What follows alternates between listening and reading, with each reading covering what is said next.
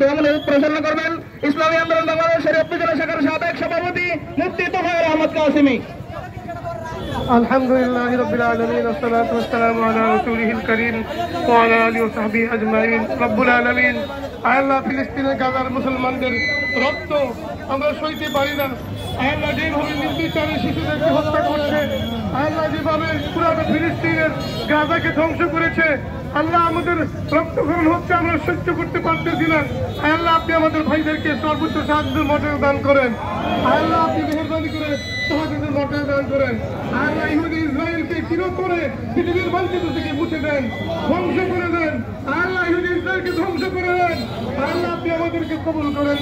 আজকের এই মিছিলে যারা অংশগ্রহণ করছে আমাদের সবাইকে কবুল করেন।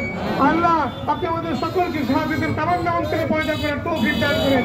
সাল্লাল্লাহু তাআলা আলা খায়রি খালকি মুহাম্মদ ওয়া আলিহি ওয়া সাহবিহি আজমাইন। আমিন ইয়া রাব্বাল আলামিন।